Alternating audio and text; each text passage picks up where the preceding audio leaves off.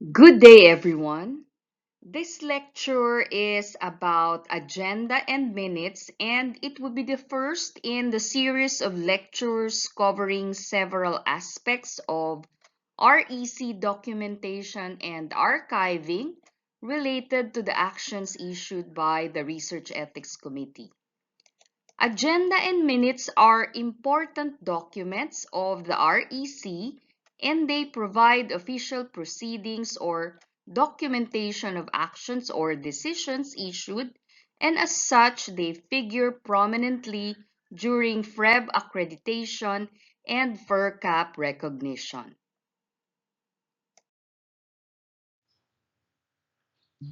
References included in this lecture are the National Ethical Guidelines for Research Involving Human Participants, the ICH Harmonized Tripartite Guideline for Good Clinical Practice or ICH GCP, and the World Health Organization tool for benchmarking ethics oversight of health-related research involving humans, which updated the former 2011 WHO guidance.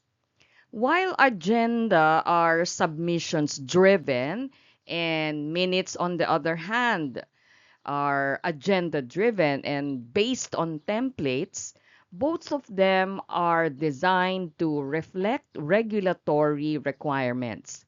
So, from these references, I will highlight important regulatory issues related to the agenda and minutes to understand the reasons behind the practices and recommendations we have regarding agenda and minutes. Agenda and minutes are important official documents of the Research Ethics Committee or the REC. Now, these documents usually figure prominently in regulatory inspections such as the accreditation visits conducted by the Philippine Health Research Ethics Board or FREB, or even in audit visits by other parties, including sponsors. They are generally considered official references of REC actions. Thus, RECs are accountable for the accuracy and reliability of the information found in these documents. In the Philippines, these documents are subject to issues required to be addressed by the National Ethical Guidelines. The first issue pertained to the REC full board meeting, which is required to be documented through the meeting minutes.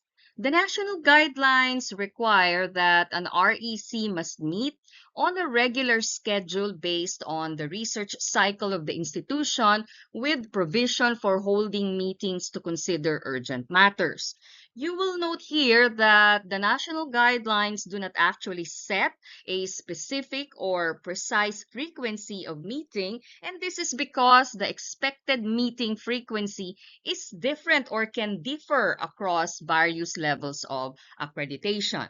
In the case of level 1 or level 2, the minimum expectation is the regularity of the schedule. So it can be monthly, although quarterly can be more common, probably coinciding with the period when students complete their thesis required for graduation. However, if the accreditation level is level 3, the ethics committee is required to comply with good clinical practice, which has a stringent requirement to conduct post-approval review of SAE reports, deviations, or even early terminations. These submissions are common in a GCP trial, and they require a prompt turnaround time, thus requiring a level 3 ethics committee to meet at least once a month. The next issue is quorum. The national guidelines require that for RECs with 5 to 9 members, quorum requires at least 5 members present. Otherwise, quorum shall follow the 50% plus 1 rule. Quorum also requires the presence of at least one non-medical or non-scientist member and one non-affiliated member or members to make decisions about the proposed study or research. This is what the WHO guidelines stipulate and is echoed by the guidelines for good clinical practice. In the absence of this required member attendance in a meeting, there would be no quorum. All documentation and communication of the Research Ethics Committee shall be dated, filed, and archived according to the Research Ethics Committee's written procedures for World Health Organization requirements. This applies to both the agenda and minutes as well. And guidelines do require that the agenda and minutes of the Research Ethics Committee meetings to have templates in order to facilitate their preparation, filing, and storage. Good clinical practice requires that minutes of meetings as well as correspondences be made available upon request from the regulatory authorities. It used to be required that minutes be stored for only a 3-year period for this purpose. But the ICH GCP E6R3 removed the 3-year limit, which means extending our storage of minutes defined only by local regulatory requirement. Let us begin with the agenda. This slide will show a simple process flow representing how the agenda, being submissions driven, is developed. The first step is preparation, and we are required to use at this point the standard meeting agenda form. Usually, there is a cutoff date for receiving protocol submissions to be included in a forthcoming meeting.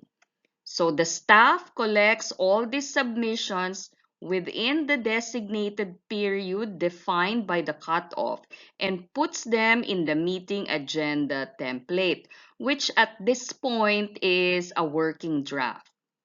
It is assumed that the protocols are previously screened for completeness and has undergone classification of review.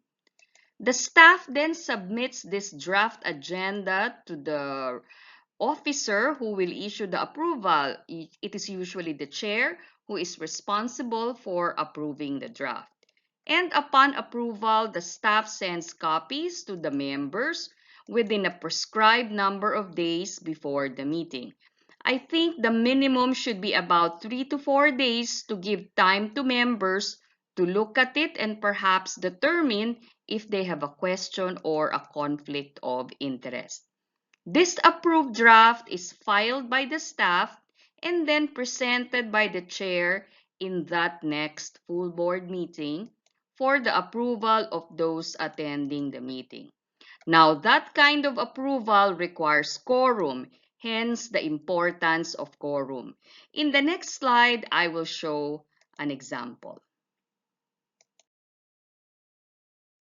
The agenda is expected to contain relevant administrative information such as the date of preparation, the date, time, and venue of the meeting, and then the agenda items. These agenda items include initial review protocols, resubmissions, amendments, progress reports, final reports, safety reports, protocol violation or deviation reports, participant queries, early termination, and other reports such as site visits, expedited review results, and the like. And of course, other matters.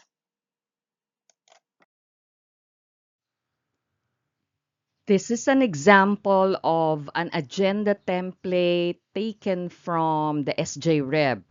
As we go through subsequent pages, we find the agenda items we had just enumerated in the previous slide. It is very important to use a standard template in order to sustain consistency of records and for the simple reason of not forgetting items that should have been included.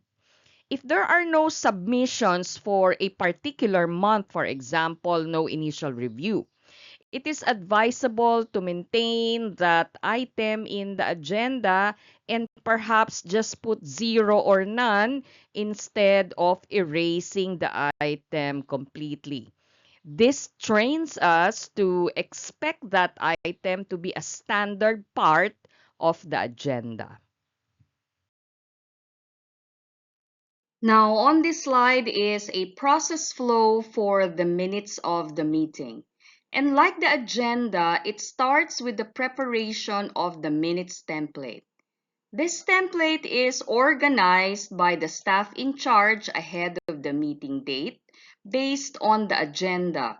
The staff prepares the template by filling out the template with relevant identifying information such as the standard text in the regular sections and protocol information. The staff in charge of documentation notes all board opinions and actions in all specific sections of the minutes template as the agenda is developed and discussed with respective reasons in the case of protocol-related actions.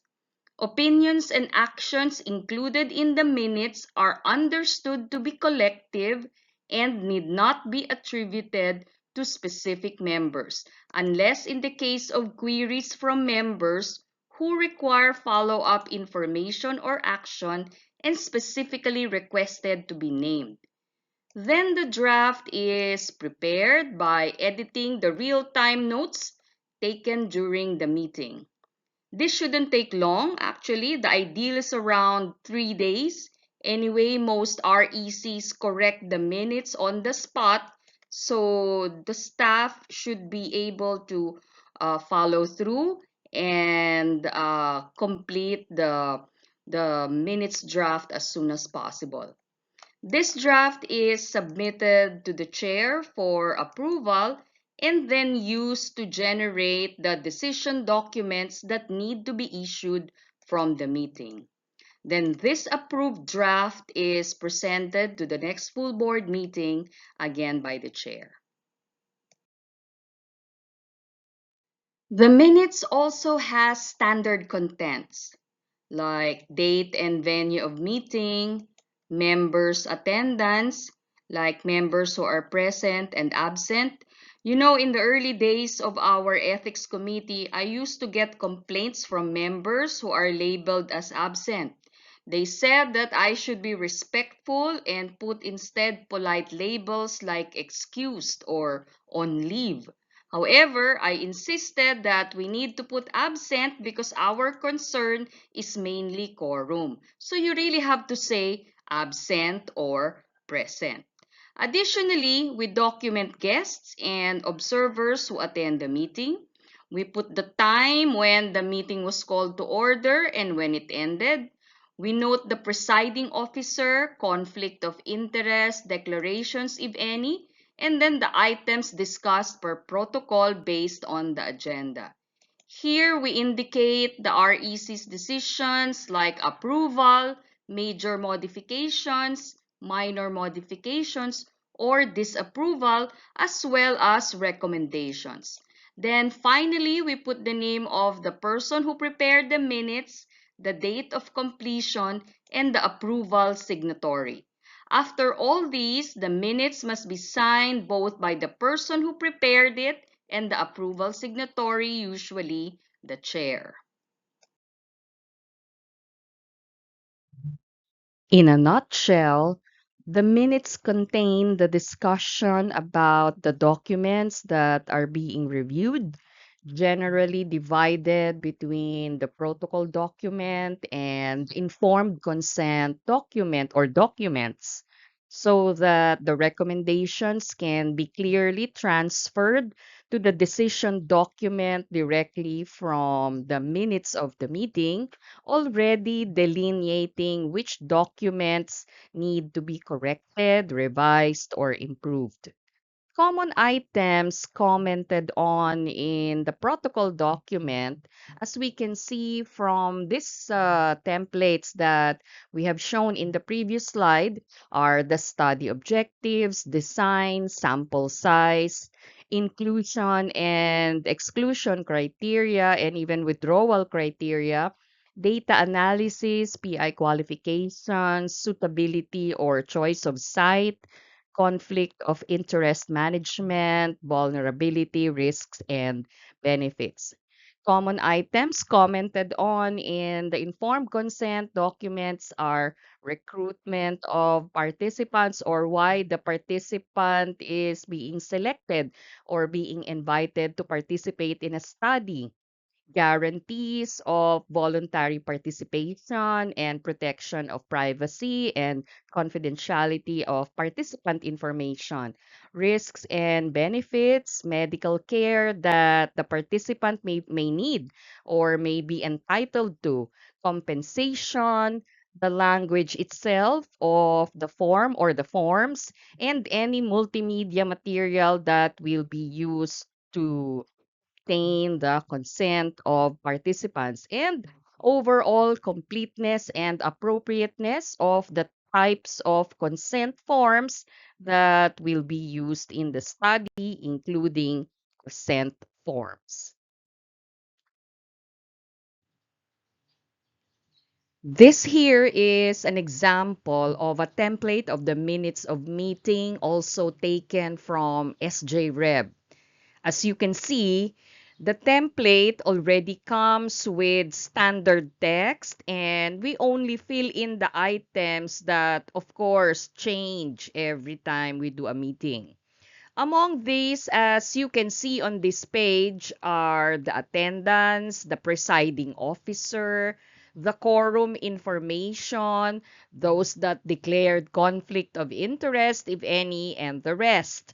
The minutes template or this minutes template is similar to the meeting agenda in terms of structure, but of course is expected to be filled out in real time while the meeting is ongoing. The minutes template is filled out during the discussion in the meeting, noting what the primary reviewer and other members say during the meeting. One of the first lessons we try to teach the staff in charge of the minutes is how to listen to the meeting in order to take accurate notes.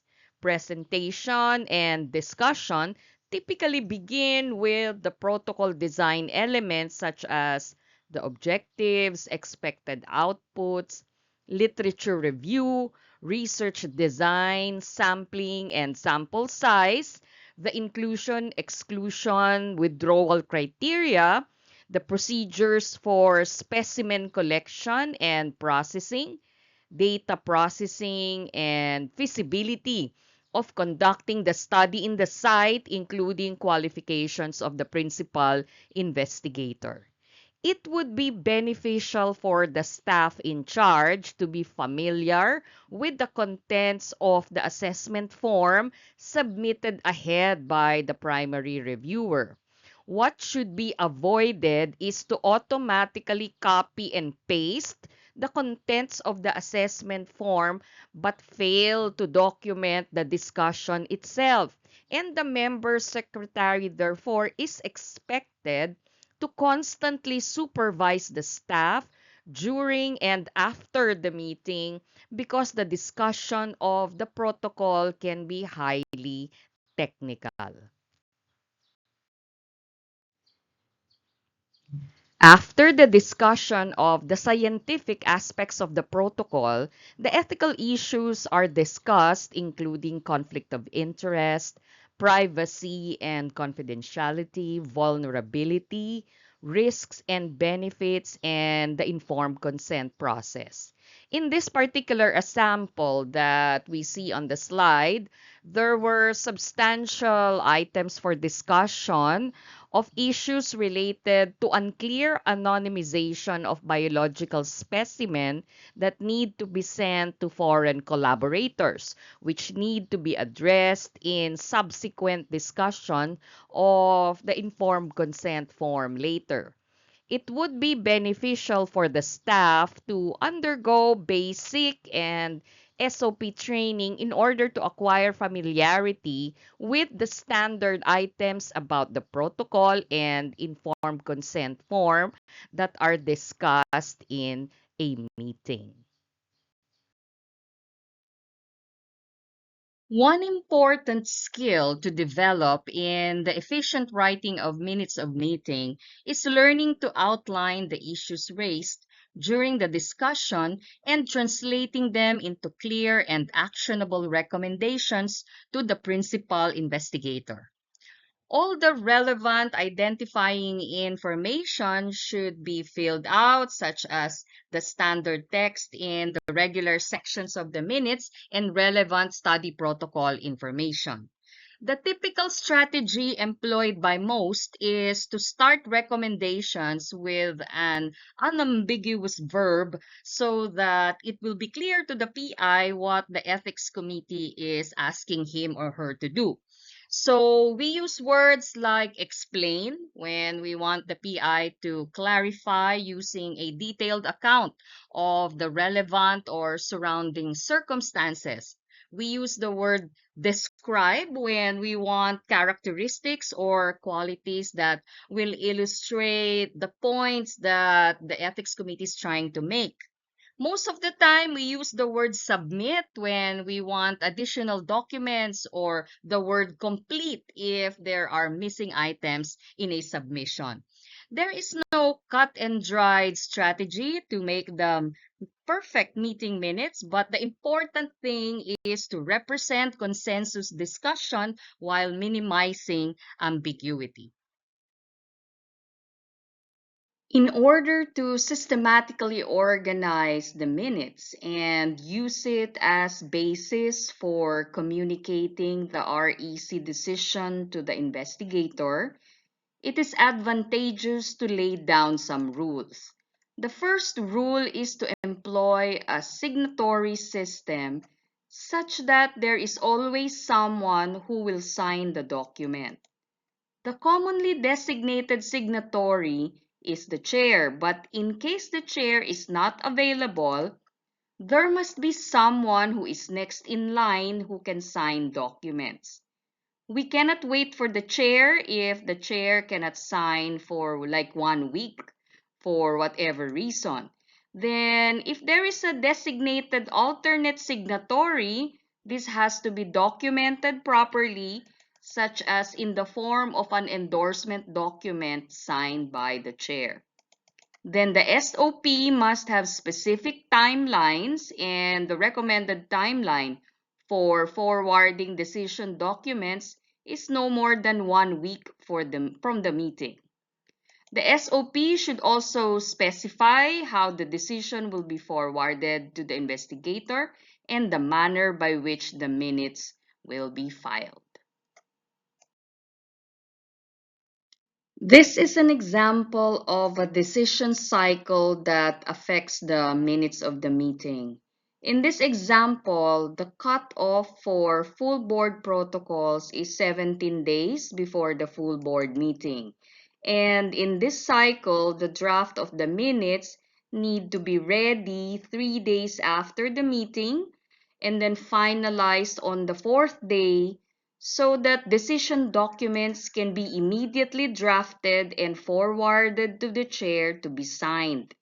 This sample cycle takes about 25 days from submission to the signing of the decision document.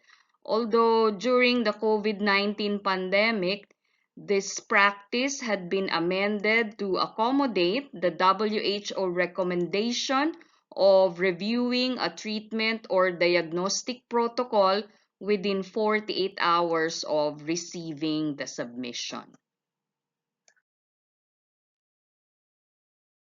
The staff of the Ethics Committee is responsible for filing the signed copy of the approved finalized minutes in the minutes folder, usually arranged chronologically for easy retrieval, especially when files are in hard copy. Storage is primarily a responsibility of the staff under the supervision of the member secretary. We do filing meticulously because parties like sponsors of clinical trials can request to audit the review of their protocol, though their access is limited to their own protocols only. The FDA can also access the minutes of meetings in relation to a site inspection. And of course, PREB can access the minutes in their entirety during an accreditation visit.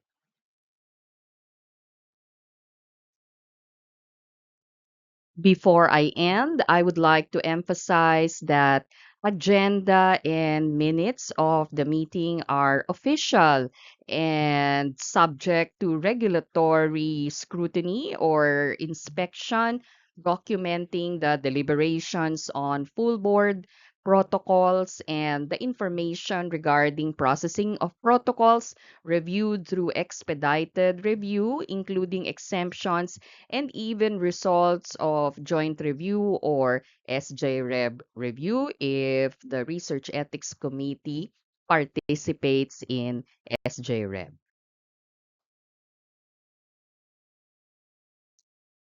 So this ends my presentation. I thank you for your attention, and should you have any questions even after this training workshop, you may still contact me through the email address that's listed on this slide.